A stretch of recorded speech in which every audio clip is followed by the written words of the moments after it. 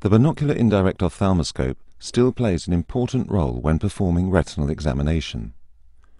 It remains unique in enabling a combination of a wide field of view with dynamic and stereoscopic examination of the entire fundus.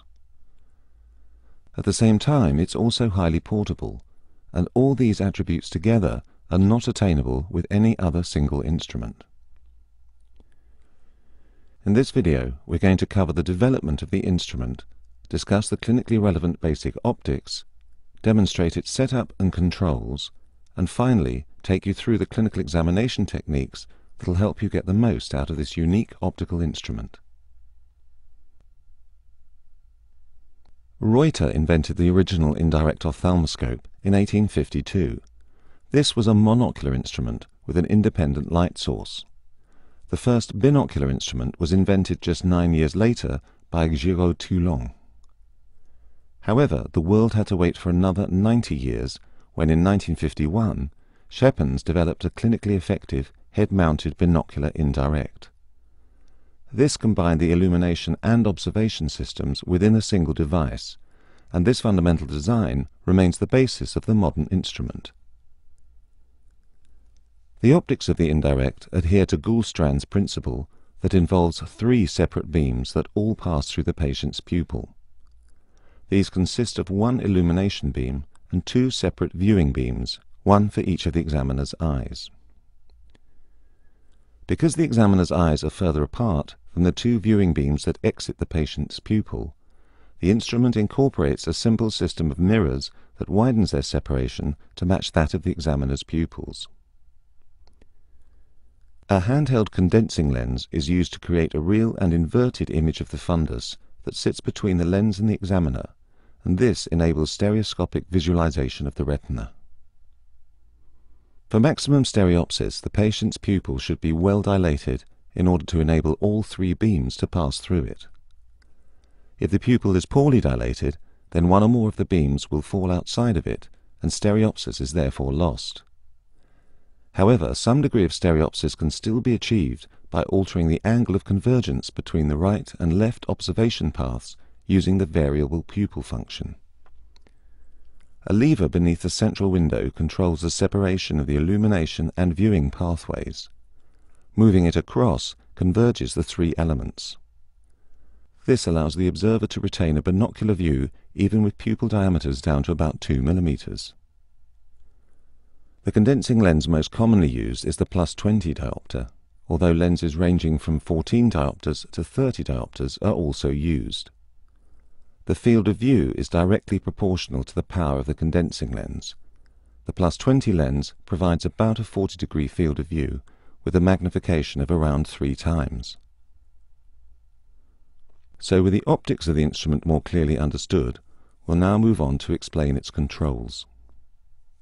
Regardless of the manufacturer, all instruments share some standard basic features which comprise an adjustable headband fitting, a customizable viewing system for the examiner, and controls for tailoring the illumination.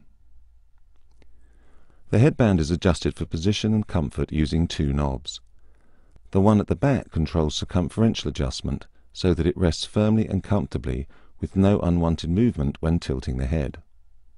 The knob at the top adjusts the vertical position of the instrument, which should rest just above your ears. With the instrument comfortably in place, you now need to adjust the position of the illumination and viewing system relative to your pupils. Firstly, bring the hinged body of the instrument as close to your eyes as possible, as this will give you the maximum field of view. Using the adjustment knob, both the height as well as the angulation of the optics are altered until the visual pathways are roughly in line with your pupils. Next, you need to align the eyepieces to your interpupillary distance. To do this, you need to adjust the instrument 1 eye at a time. Use your outstretched thumb as a reference point, and then shut 1 eye. Now, slide the eyepiece in front of your open eye so that the tip of your thumb falls within the center of the field. Then repeat this process with the other eye to complete the alignment.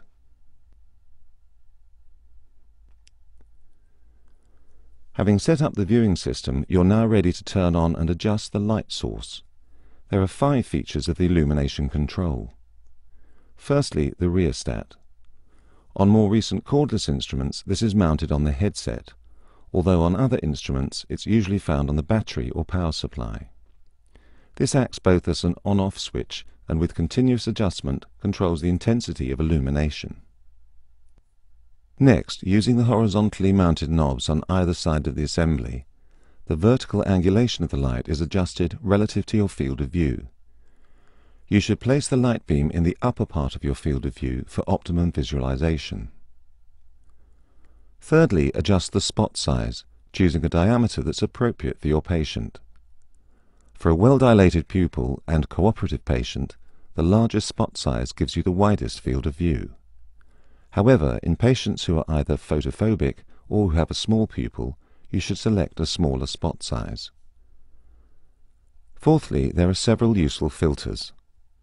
The red-free filter increases contrast when viewing retinal vessels and also highlights retinal hemorrhages. The yellow filter reduces photophobia in light-sensitive patients. The cobalt blue filter is useful in exceptional cases, such as fluorescein angiography in a child under general anesthesia. Finally, the diffuser aperture. This is helpful when you're first learning to use the indirect. It provides a broader illumination beam and allows for more movement of the patient or the condensing lens in the viewing axis without losing the fundal view. In addition, there are other features of the indirect that make it a particularly versatile instrument. A teaching prism is a simple but very helpful device for demonstrating clinical signs to other observers. Another innovation is that there are now dedicated video indirect ophthalmoscopes that are available from some manufacturers. They have an integral camera in the head mount, which is indispensable for both recording and archiving, as well as for live on-screen teaching.